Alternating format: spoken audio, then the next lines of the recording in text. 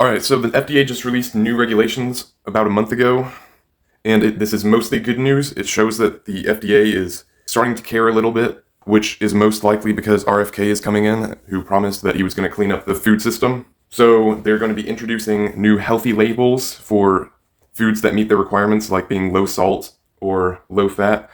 However, some of the advice that they are giving is terrible and may be problematic in the future.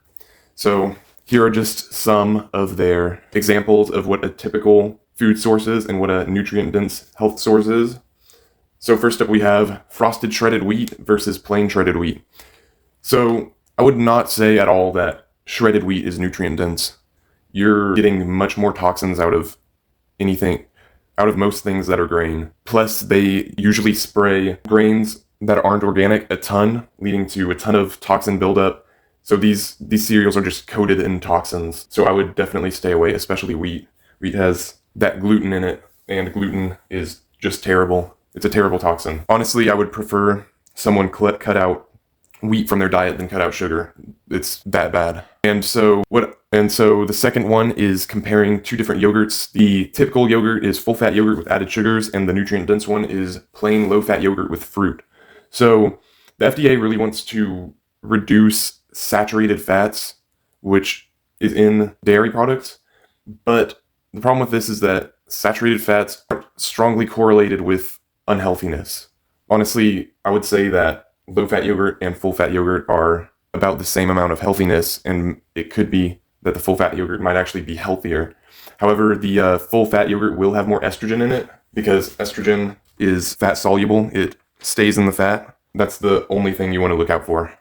However, they did cut out the sugars in the nutrient-dense version, which is a plus. And then the next food we're looking at is comparing two different beans. One is regular canned black beans, and nutrient-dense is low-sodium black beans.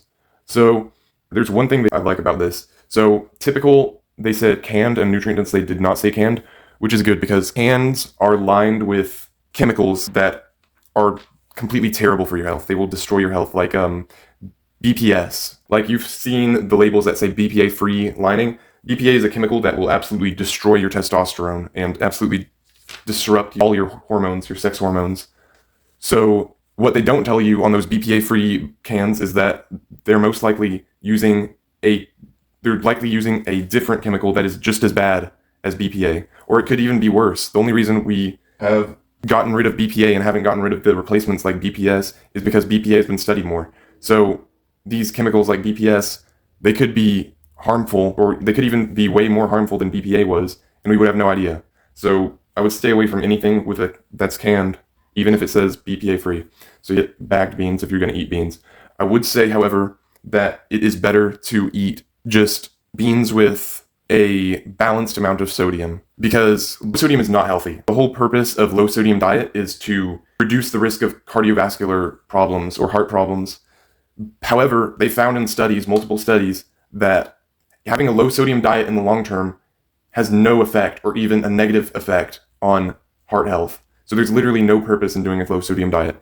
So most of the time, what's better for people who can't handle sodium is to increase potassium, because sodium and potassium are against each other. When you increase one, it decreases the other. All right. So sodium is not nearly as bad for you as people make it out to be. In fact, I believe there was another study done on pregnant people, and I believe they found that the people who had a reduced salt intake during pregnancy had a higher risk for disease in their children. So it's just important to keep in mind that you just want to balance your sodium with your potassium. So I would do balanced sodium bagged beans if I was eating beans. However, beans are unhealthy because they have high levels of lectins, which are toxic, like corn. The reason why they genetically modify them is to keep bugs off, right? However, the way that they do this is by increasing the lectins. So lectins are a naturally occurring pesticide in plants, because obviously the plants want to spread their offspring. They want their seeds to live, like the seed is what you're eating in the corn.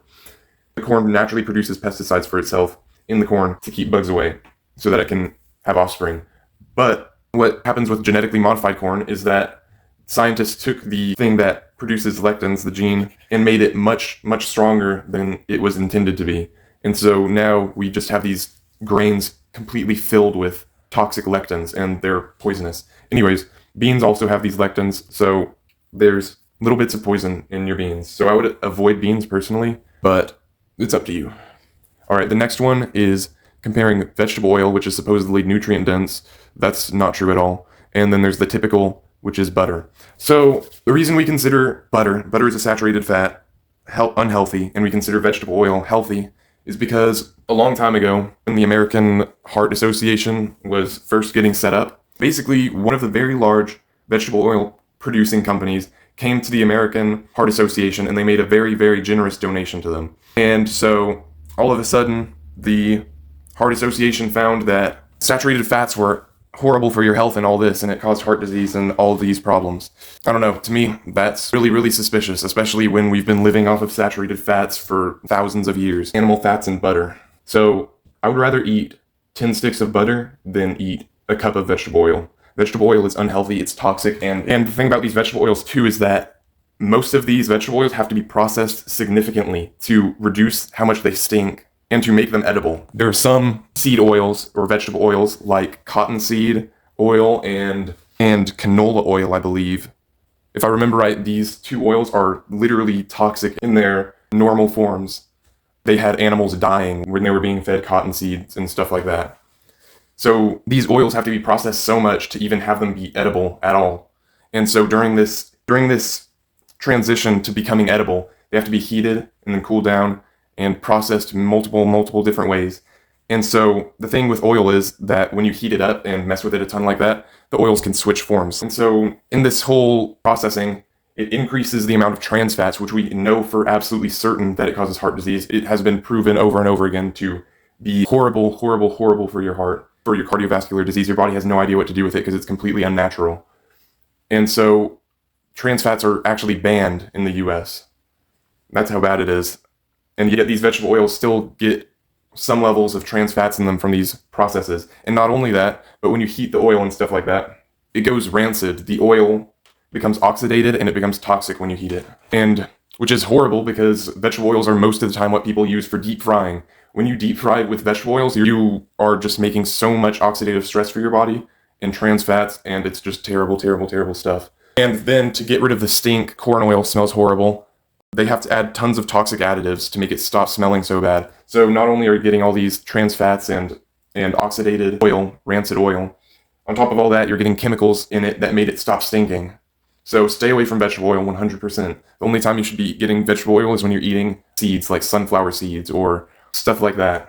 Plus, with vegetable oil, you gotta remember how people would be getting it in nature. You have to eat a whole field of sunflower seeds every single day to get the amount of vegetable oils we eat in the modern world, and that is not normal at all. If you want to be healthy, just think about what people in the past would have had access to, and 99% of the time that's going to be healthiest. All right, and then the last one is soda versus sparkling water. So this one is a good choice. I don't have any complaints about it, other than you just got to make sure that your sparkling water is not coming from a can because of the BPS lining, as we talked about earlier.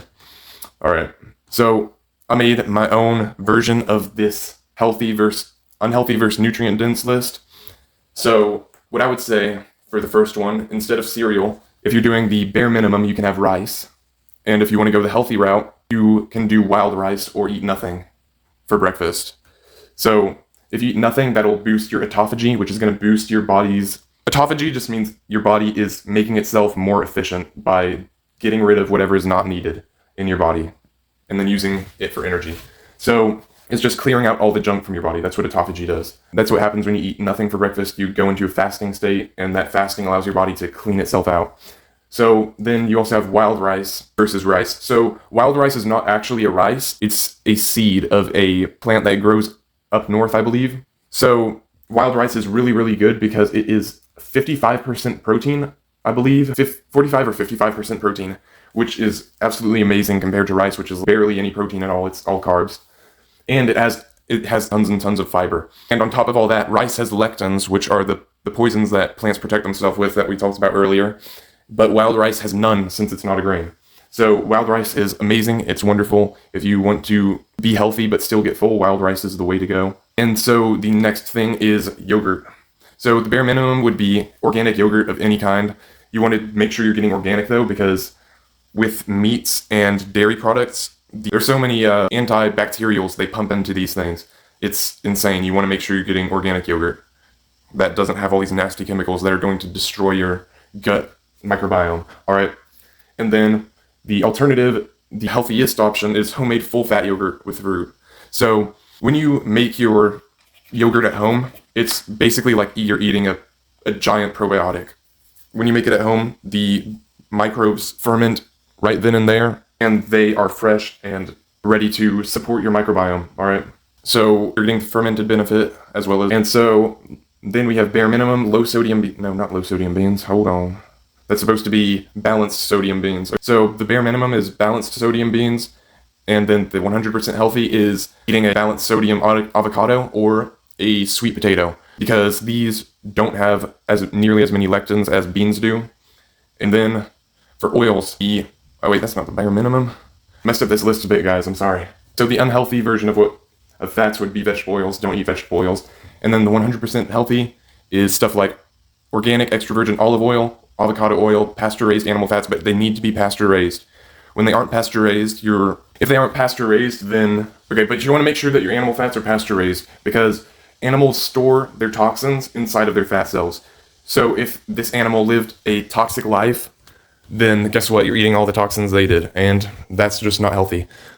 So you want to make sure if you're eating animal fat that it was raised in a very healthy environment. And then you also have your stuff like butter and coconut oil. All right. And then finally, we have organic milk for the bare minimum, and then just drinking water for the 100% healthy. So organic with milk, you want to make sure it's organic, like I said, because of the antimicrobial junk they put in it. And then if you want to be 100% healthy, it's filtered water or raw milk, because water has a whole bunch of chemicals and toxins like fluorine, fluoride, and chlorine, and all this junk. You want to make sure you have a filter on it, your water, 100%. You don't want all these toxic chemicals in your body. And then raw milk is also good because it doesn't have to go through all the heating processes if you're able to get it.